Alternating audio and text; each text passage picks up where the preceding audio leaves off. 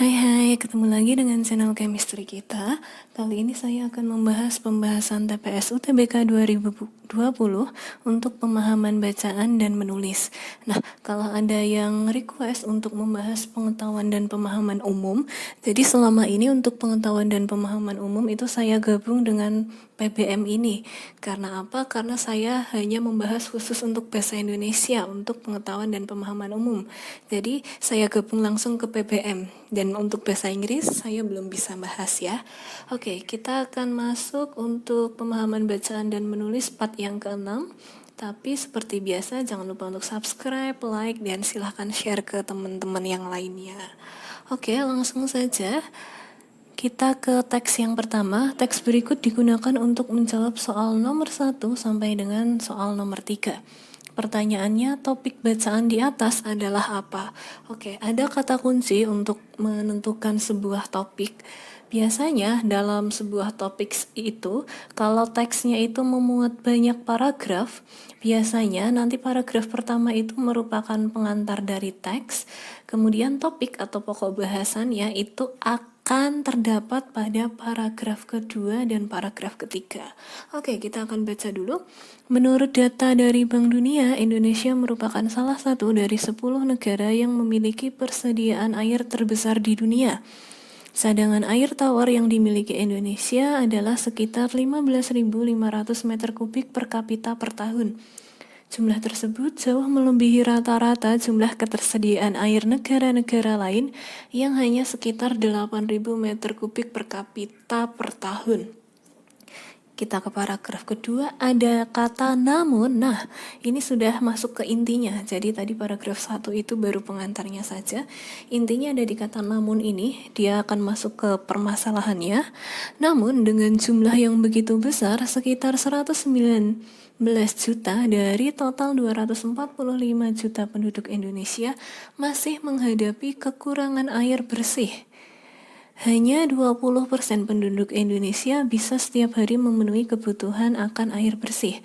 Itu pun hanya terpusat pada daerah perkotaan, terutama kota-kota besar dan daerah-daerah elit. Sementara, persentase akses daerah pedesaan di Indonesia terhadap air bersih adalah yang paling rendah di antara negara-negara Asia Tenggara. Dengan kata lain, penyebaran air bersih di Indonesia masih jauh untuk disebut merata.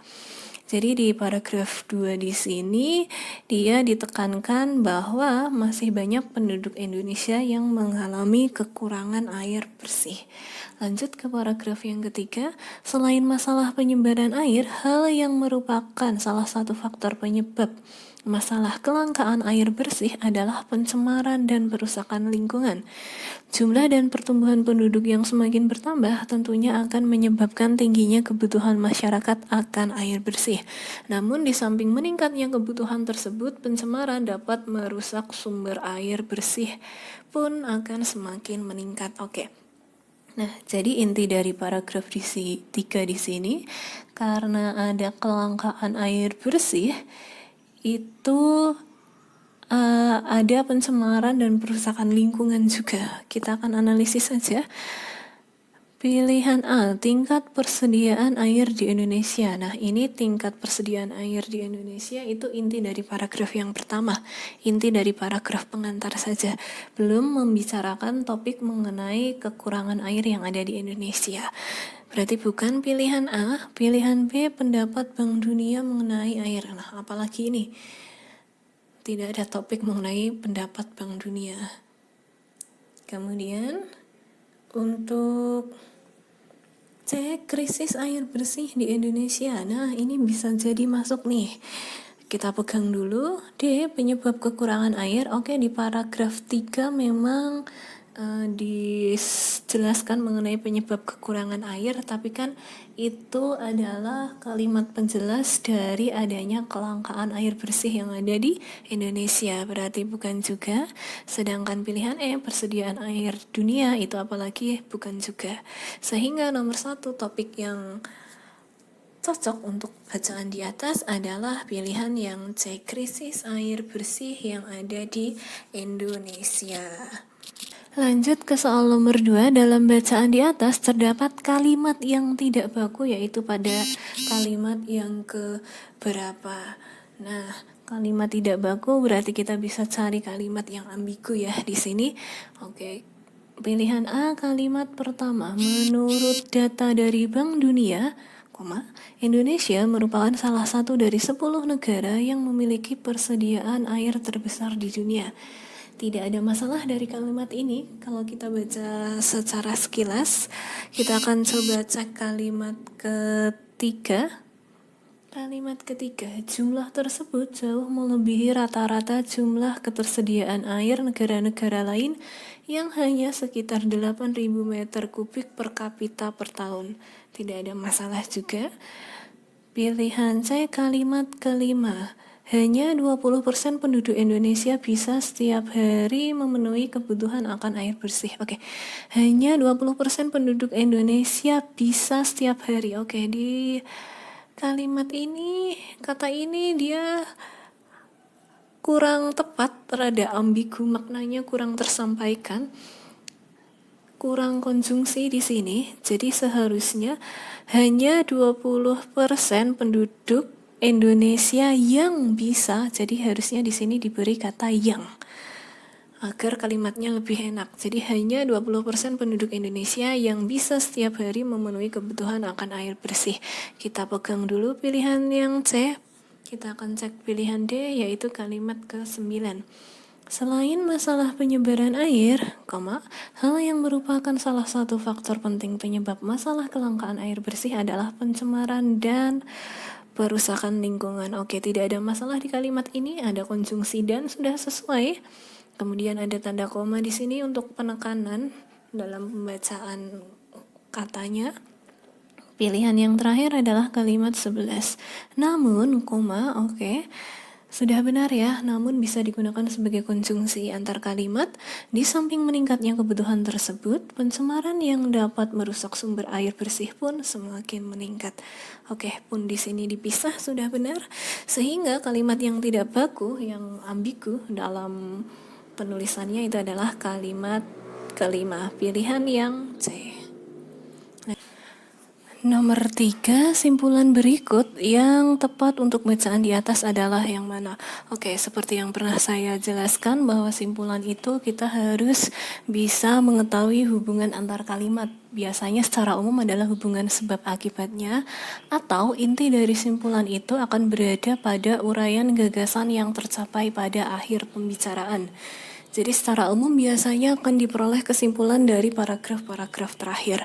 Oke, tadi kita sudah membaca teksnya. Inti dari teks 1 di sini menjelaskan mengenai persediaan air yang berada di Indonesia.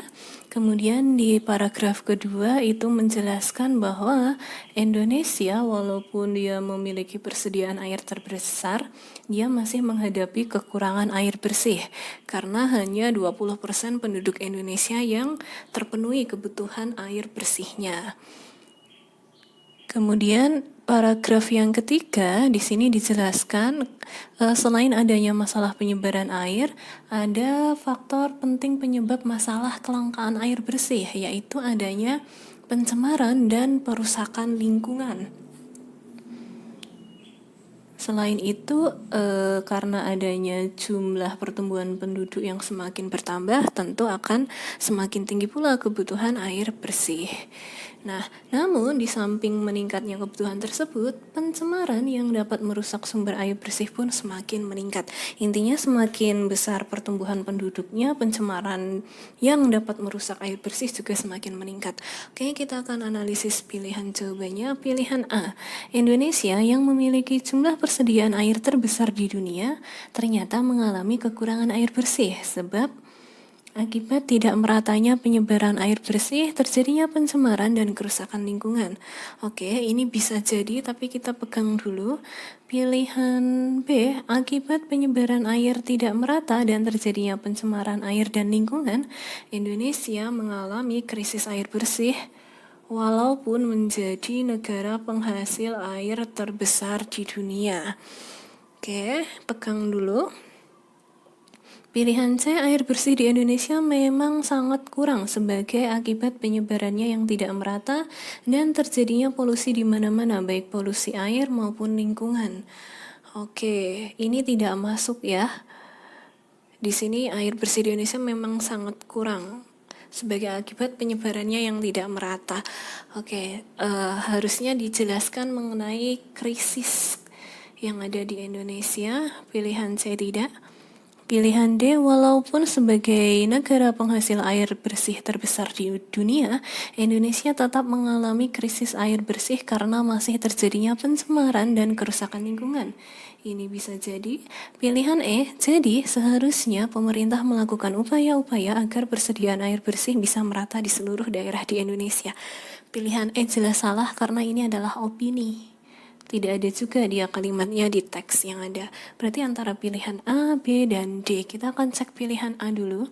Pilihan A di sini ada Indonesia yang memiliki jumlah persediaan air terbesar di dunia. Dia ada dari paragraf 1 ya. Kemudian ternyata mengalami kekurangan air bersih.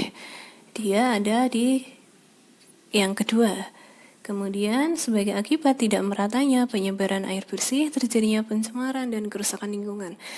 Pilihan A ini lebih pada rangkuman. Kenapa? Karena dari pilihan jawaban A itu dia mengandung ide pokok dari masing-masing paragraf. Jadi, pilihan A ini bukan. Dia lebih tepat untuk rangkuman. Kemudian pilihan B, akibat penyebaran air tidak merata dan terjadinya pencemaran air dan lingkungan, Indonesia mengalami krisis air bersih walaupun menjadi negara penghasil air terbesar di dunia. Pilihan A dan pilihan B ini intinya sama. Dia sama-sama berupa rangkuman, tapi bedanya pilihan B ini dibalik. Jadi dari paragraf 3 dulu ke paragraf 2 baru ke ide pokok paragraf 1, sehingga pilihan B juga bukan. Nah, kenapa jawabannya pilihan D? Di sini, walaupun sebagai negara penghasil air bersih terbesar di dunia, Indonesia tetap mengalami krisis air bersih karena masih terjadinya perusakan dan kerusakan lingkungan.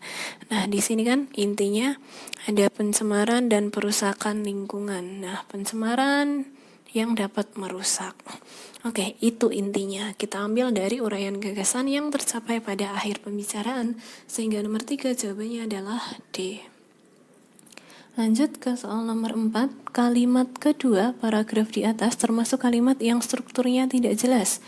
Agar menjadi kalimat yang tidak jelas maknanya, kalimat tersebut harus ditambahkan dengan kata apa? Oke, kalimat kedua ada kalimat ini. Masyarakat desa adalah masyarakat bahasa, sekelompok manusia yang ditandai oleh interaksi teratur dengan menggunakan isyarat-isyarat verbal dan terpisahkan dari kelompok-kelompok lain di luar masyarakat itu. Oke. Di sini letaknya masyarakat desa adalah masyarakat bahasa, sekelompok manusia. Nah, di sini harus ada konjungsi yang tepat untuk membuat kalimat itu agar maknanya menjadi lebih jelas. Pilihan A, merupakan. Masyarakat desa adalah masyarakat bahasa, merupakan sekelompok manusia, tidak cocok. Kemudian berikutnya, masyarakat desa adalah masyarakat bahasa, adalah sekelompok, juga tidak cocok. Kurang tepat ini. Kemudian pilihan C, masyarakat desa adalah masyarakat bahasa, yakni sekelompok manusia yang ditandai oleh interaksi teratur. Nah, ini lebih tepat nih. Pegang dulu. Pilihan D, masyarakat desa adalah masyarakat bahasa, di mana sekelompok manusia yang ditandai oleh interaksi teratur dengan menggunakan. Jadi, kata sekelompok manusia di sini kan dia menjelaskan kata masyarakat desa sebagai masyarakat bahasa. Jadi kata di mana ini kurang tepat karena dia lebih ke kata ganti ya, yang mana juga tidak cocok, sehingga nomor 4 jawabannya adalah C, yakni. Nomor 5, daftar kata di atas merupakan kelompok apa? Oke, di sini ada apel merupakan buah, apel upacara memerah warna, memerah susu sapi, tahu, makanan, tahu, mengetahui. Dia termasuk dalam apa? Pilihan A, sinonim. Sinonim adalah persamaan kata. Jelas bukan ya? Antonim adalah lawan kata, bukan juga. Homonim, apa itu homonim? Homonim itu adalah kata yang mempunyai pelafalan dan tulisan yang sama, tetapi maknanya berbeda. Oke, tadi pelafalannya berbeda ya, ada apel sama apel. Jadi bukan homonim. Homofon, homofon itu kata yang mempunyai bunyi yang sama, tetapi bentuk tulisan dan maknanya berbeda. Di sini bentuk tulisannya sama. APEL, sama-sama APEL, berarti bukan homofon juga. Homograf, apa itu homograf? Kata yang sama penulisannya tetapi beda ketika dilafalkan katanya. Oke, di sini penulisan apel dan apel itu sama, tapi kan dia pelafalannya beda, sehingga nomor 5 termasuk ke dalam homograf. Nomor 6, manakah penulisan singkatan dan akronim yang penulisannya tepat? Ini sudah saya jelaskan di kupas tuntas singkatan dan akronim tadi, silahkan dilihat lagi. Oke, di sini ada UUD, Undang-Undang Dasar. Sudah benar penulisannya. Pemilu. Ini bukan nama diri ya, P-nya harus huruf kecil. SD harusnya ditulis S.D.E. UPI, Universitas Pendidikan Indonesia. Oke, sudah benar. Unpad, Universitas Pajajaran ya. Oke, sudah benar penulisan Unpad. Kenapa? Karena di sini dalam akronimnya itu dia diambil dari gabungan kata. Jadi tidak perlu ditulis Unpad kapital semua. Sedangkan OSIS, organisasi siswa intrasekolah, harusnya ditulis huruf kapital semua. Oke, C, puskesmas, pusat kesehatan masyarakat. Dia penulisannya P-nya harus kecil karena dia bukan nama diri. Kemudian RP tidak perlu tanda titik di sini. Pilihan D, dia LIPI sudah benar karena dia diambil dari huruf awal dari masing-masing kata. Unpad tadi sudah benar. Tilang, dia kan bukan nama diri, penulisannya sudah benar ya, huruf kecil semua. Oke, kita pegang dulu. Pilihan E, OSIS. Oke, sudah benar, huruf kapital semua. IKP, ini dalam akronim ya, Ikatan Penerbit Indonesia, dia kan dijelaskan. Karena IKP ini dalam akronimnya diambil dari gabungan kata, berarti yang kapital cukup huruf awalnya saja. Begitu pula dengan daring, dalam jaringan. Oke, dia juga bukan nama diri, berarti penulisannya huruf kecil semua. Nah, ini juga aslinya benar. Nah, lalu antara D dan E mana yang lebih tepat? Yang lebih tepat adalah yang E. Kenapa yang E? Karena di pilihan D di sini ada tilang. Jadi untuk akronim di aturan yang terakhir itu akan lebih tepat jika dituliskan beserta apa makna dari akronim tersebut. Nah, ini adalah aturan-aturan yang tadi yang sudah saya jelaskan juga di kupas tuntas mengenai singkatan dan akronim, bisa dibaca. Nomor 7, manakah kelompok kata yang sesuai dengan kaidah PUEBI? Oke, ada sukarela sudah benar digabung, antar warga ini seharusnya digabung ya. Berarti salah. Mempunyai, oke, sudah benar. Memerhatikan, ini salah, harusnya memperhatikan. Berarti salah. Duka cita sudah benar digabung, semifinal seharusnya ini juga digabung. Salah juga. Antar jemput, antar itu harus digabung penulisannya. Tuna asmara juga harus digabung. Non Indonesia, non karena di sini diikuti nama negara ya, berarti diikuti tanda strip Indonesia. Tapi kalau tidak, non verbal atau non elektrolit itu harus digabung tanpa ada tanda hubung. Sapu tangan sudah benar digabung, sehingga nomor 7 yang benar adalah pilihan yang E. Lanjut ke nomor 8, apa simpulan bacaan di atas? Oke, simpulan seperti yang tadi, kita akan cari hubungan sebab akibatnya atau langsung saja cari uraian gagasan yang tercapai pada akhir pembicaraan. Oke, kita baca dulu.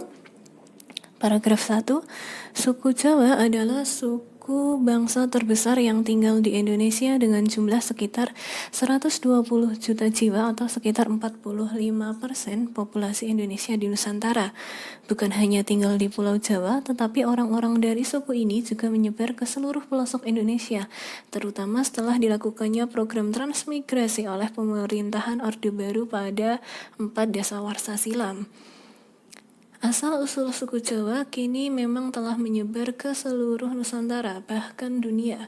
Tetapi tidak begitu banyak orang tahu tentang bagaimana sejarah dan asal-usul orang Jawa hingga bisa tinggal dan menetap di Pulau Jawa. Apakah memang nenek moyang suku Jawa adalah asli penduduk pribumi di sana?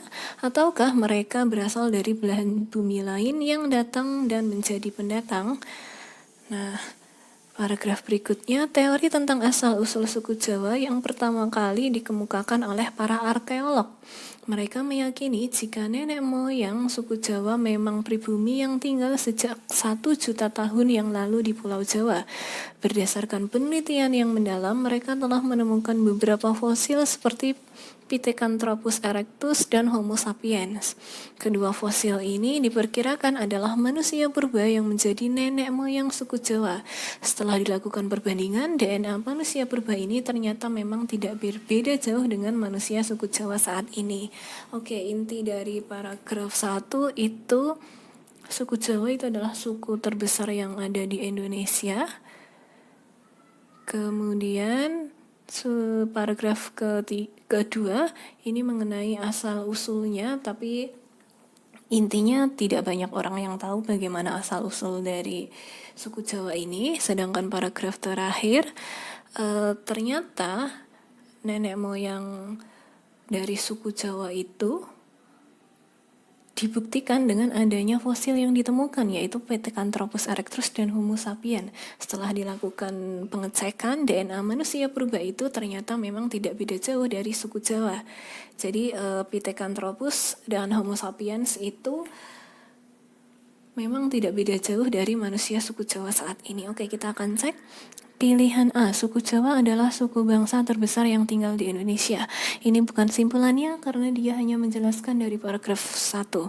Karena simpulan itu adalah uraian gagasan yang dicapai pada akhir pembicaraan. B, sejak Orde Baru, suku Jawa menyebar ke seluruh pelosok Nusantara. Oke, dia hanya membicarakan yang berada di paragraf 1 juga. Tidak menjelaskan bagaimana asal dari suku Jawa itu sampai ditemukan bukti. C, sampai saat ini belum ada orang yang tahu tentang bagaimana sejarah dan asal-usul orang Jawa.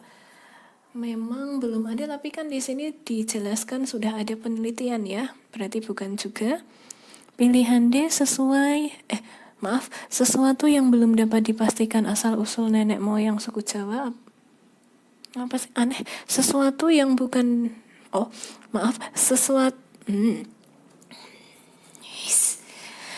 Pilihan D, sesuatu yang belum dapat dipastikan asal-usul nenek moyang suku Jawa apakah pribumi atau non-pribumi. Oke, ini juga tidak menjelaskan suku Jawa secara gamblang ya. Sedangkan pilihan E, Pithecanthropus erectus dan Homo sapiens dipastikan manusia purba yang menjadi nenek moyang suku Jawa. Oke. Nah, ini setelah dilakukan perbandingan ternyata benar bahwa Homo sapiens dan Pithecanthropus erectus itu tidak berbeda jauh dari manusia suku Jawa. Berarti itu merupakan bukti kesimpulan bahwa asal-usul dari suku Jawa itu sudah dibuktikan dengan adanya Pithecanthropus erectus dan Homo sapiens. Sehingga simpulan untuk nomor 8 adalah pilihan yang E. Lanjut ke soal nomor 9, kesalahan penggunaan konjungsi tidak ditemukan dalam kalimat berapa? Oke. A, kalimat kedua. Bukan hanya tinggal di Pulau Jawa, tetapi orang-orang dari suku ini juga menyebar ke seluruh pelosok Indonesia. Oke, saya sudah pernah menjelaskan mengenai konjungsi. Kalau ada kata bukan hanya, pasangannya adalah melainkan, sehingga pilihan A jelas salah. Pilihan B, kalimat ketiga, asal-usul suku Jawa kini memang telah menyebar ke seluruh Nusantara, bahkan dunia. Bahkan di sini adalah konjungsi antar kalimat, sehingga bukan juga. Pilihan C keempat, tetapi tidak begitu banyak orang tahu. Ini jelas sekali ada kata tetapi. Tetapi itu tidak boleh berada di awal kalimat karena dia termasuk ke dalam konjungsi intrakalimat. Nomor 9 pilihan D kalimat ke-6. Ataukah mereka berasal dari belahan bumi lain yang datang dan menjadi pendatang? Ada kata ataukah. Oke, ataukah di sini tidak boleh berada di awal kalimat, dia merupakan konjungsi intrakalimat. Nah, kita akan cek kalimat ke-8. Mereka meyakini jika nenek moyang suku Jawa memang pribumi yang tinggal sejak 1 juta tahun yang lalu di Pulau Jawa. Oke, ada konjungsi jika. Sudah benar ya, konjungsi jika itu adalah konjungsi intrakalimat.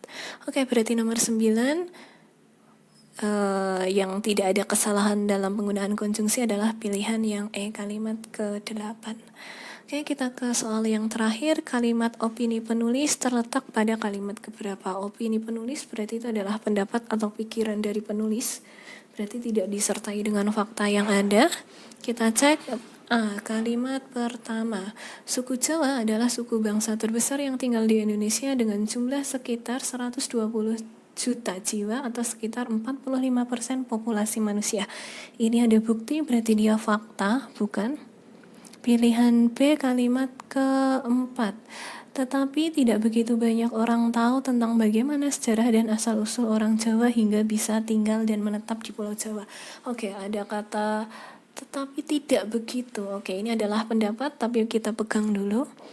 Pilihan C kalimat ke-7. Teori tentang asal-usul suku Jawa yang pertama dikemukakan oleh para arkeolog. Oke, ini ada bukti ya, memang teori tentang asal-usul suku Jawa itu dikemukakan oleh arkeolog, berarti dia fakta. Kemudian kalimat ke-8, mereka meyakini jika nenek moyang suku Jawa memang pribumi yang tinggal sejak 1 juta tahun yang lalu di Pulau Jawa.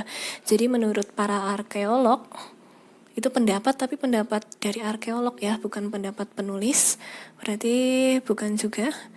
Pilihan E kalimat ke-9, berdasarkan penelitian yang mendalam. Karena berdasarkan penelitian, oke, berarti dia fakta, ada bukti, yaitu penelitian.